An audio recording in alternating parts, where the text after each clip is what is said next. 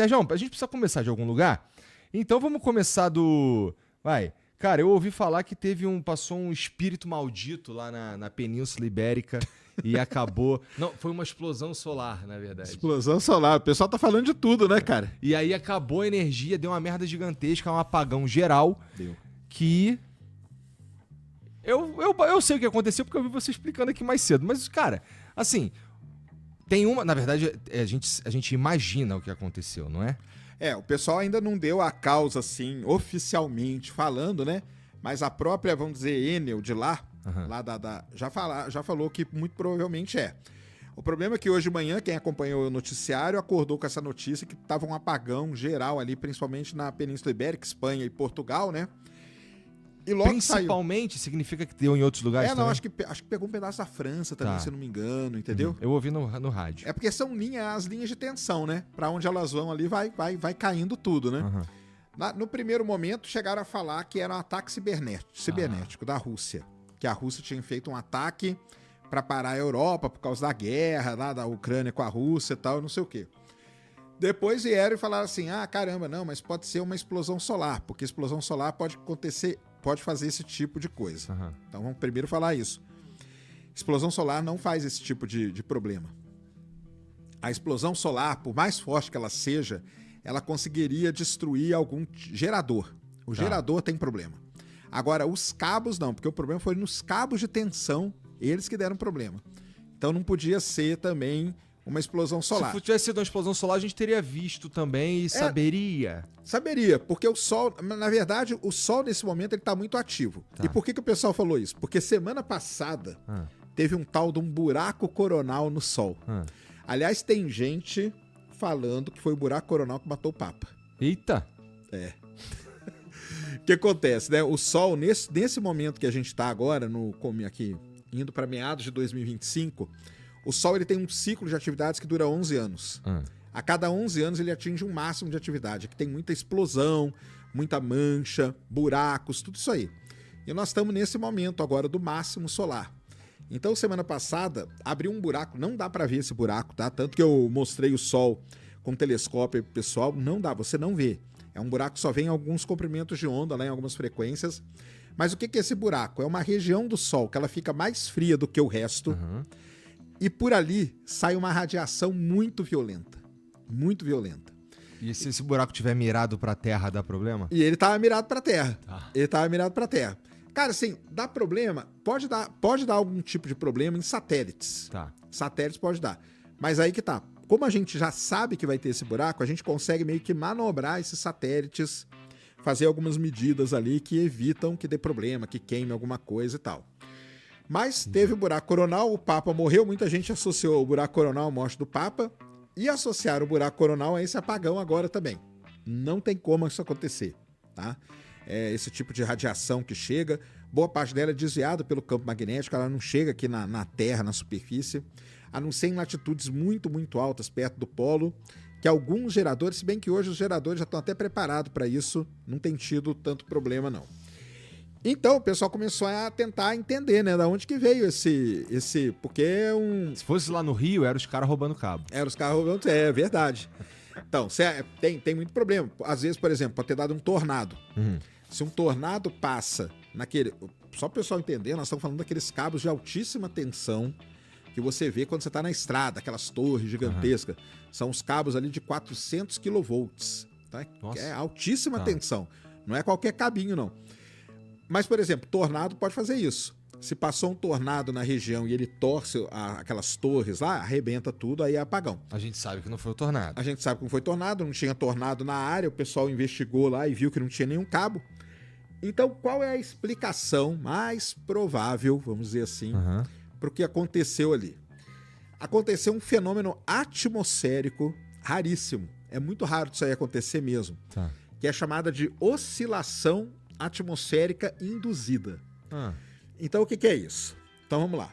Todo material, pessoal, tem uma vibração natural. Essa mesa aqui tem uma vibração natural dela. As moléculas aqui, elas estão vibrando. Se eu colocar alguma coisa aqui em cima da mesa que vibre na mesma frequência que essas moléculas, a mesa começa a entrar em ressonância, que a gente fala. Ela vai começar a vibrar louco, talvez ela até arrebente no meio. Entendi. Esse exemplo é famosíssimo em viadutos. Então tem um caso muito famoso lá nos Estados Unidos, que você tem os vídeos, né, que mostra a ponte fazendo assim, ó. Por quê? Porque ela entrou em ressonância, naquele caso foi com o vento. Bateu um vento ali, vibrou na mesma frequência que o material, que o concreto, entrou em ressonância, a ponte faz isso. Muitas vezes... Interessante. Isso aí é uma parada que vale a pena parar pra entender legal, porque é muito interessante isso aí. Mas eu não sei se você já viu isso. Às vezes às vezes quando você tá preso no trânsito, você já sentiu o chão tremendo? Então. Sim. Isso aí. Tem muitos lugares que o pessoal pede pra você desligar o carro. Por quê? Porque o motor do carro vibrando ali pode fazer com que um viaduto desse entre em ressonância. E aí vai morrer todo mundo, entendeu? Entendi. Porque o concreto, ele vira literalmente uma folha de papel, cara. Ele vira uma folha de papel. Isso acontece, todo material tem isso. Todo material tem isso. Todo material pode ser, de certa destruído, vou dizer. Destruído. Se algo vibrar na mesma frequência. Mas assim, vibrar na mesma frequência significa... porque... Puta, vou fazer uma pergunta super idiota, vai.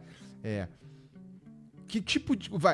som é o quê? Não, se bem que você falou que vento também. Vento, calor, variação de temperatura, som. O exemplo todo mundo conhece. Aquele cara que quebrava a taça com o grito. Aquilo lá é ressonância. Você começa a gritar perto da taça até que a frequência do seu grito coincida com a frequência de vibração natural da taça. Ela quebra, ela explode. Ela explode. Então é isso. Maneiro. O cara, ele sabe... experimento pra você fazer em casa, todo mundo, ó. Pega uma taça, enche ela de água, passa o dedo em cima, ela vai fazer um apitinho. Essa aí é a frequência natural dela. Grita nessa mesma frequência do lado dela pra você ver. A taça vai explodir na sua cara. Usa um óculos pra não te... Ela explode na sua cara, é verdade, cara. Então assim, é um negócio difícil de fazer? Não é. Se você tem um controle bom da voz, você consegue vibrar na mesma frequência ali, porque aquilo ali é uma nota musical, na verdade. Você tira aquela nota, sei lá, 430... kHz, sei lá, 280. Cada material tem a sua frequência natural. E esses cabos aí, eles entraram em ressonância por causa de quê? Então, eles estão falando que é por conta da temperatura que estava ali no interior da Espanha. A temperatura ali está altíssima no interior da Espanha. E de noite não é tão quente assim, mas de dia está muito quente. Essa variação muito grande de temperatura... Aí, o que aconteceu com o cabo foi o seguinte. Você tem o cabo lá, tá aqui, ó. Cabo aqui de alta tensão. Aqui, ó, pertinho do cabo, por conta dessa grande variação de temperatura, os átomos aqui acabaram ionizando o ar ao redor do cabo aqui. Então, é como se tivesse feito um outro cabo aqui em volta de coisa que a gente não vê, entendeu?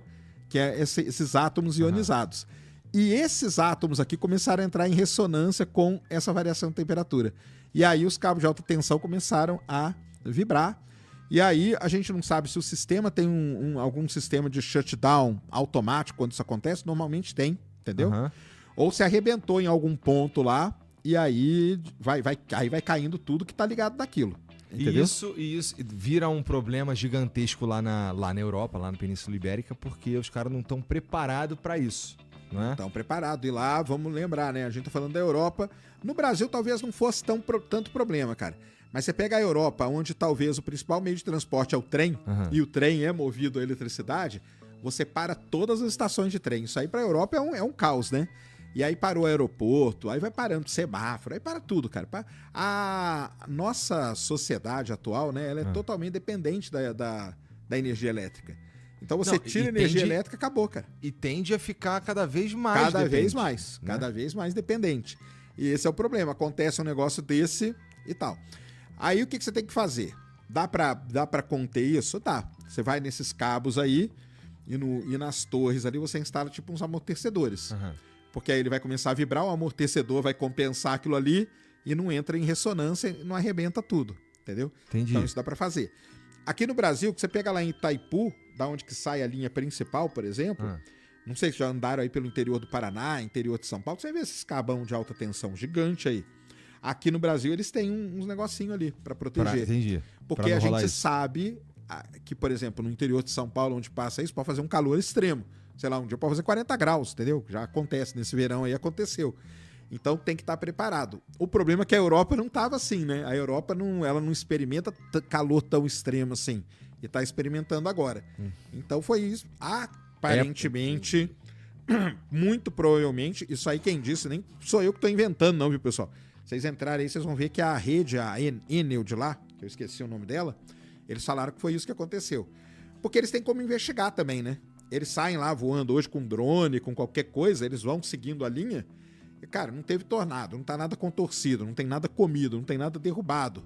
Aí vão lá ver, tem uns cabos no chão. Porrada de cabo arrebentado aí só. é isso, entrou em ressonância. Nossa, que merda. Então, ressonância é o problema. O Starship, que é o foguete do Elon Musk, qual que é o problema que ele tá tendo hoje? Ressonância. É ressonância. O que tá acontecendo? Quando o Starship ele separa, os motores dele vibram pra caramba, né? Imagina, né? Que o motor de foguete. Ele começa a vibrar na mesma frequência do material do foguete. E aí tá arrebentando tanque dentro, tá vazando combustível, tá acontecendo um problema. Um problema que aparentemente é básico, né? Mas não é tão básico assim. É muito complicado isso aí. Então o pessoal da engenharia civil conhece muito bem, o pessoal da engenharia mecânica conhece muito bem. É um negócio legal. Quebrem a taça aí na sua casa e mandem pra gente aí. Nossa, mas cuidado, bota uns óculos. Bota um óculos, só pra proteger aqui a cara. Fala pra sua mãe que você vai fazer uma sujeira. E dá-lhe. Quebra aí. Vamos ver quem consegue quebrar. Se você conseguir, ó, você tem. Pois é. Você gritou na mesma frequência do cristal. Ei, parado aí. Já pensou em sair da rotina e conquistar a liberdade que sempre quis longe da CLT? Com a Cyberclass do Peter Jordan, aprendi a ganhar dinheiro no YouTube e TikTok sem precisar mostrar o meu rosto. Quer saber como fazer o mesmo? Clique no link na descrição e transforme de vez a sua vida.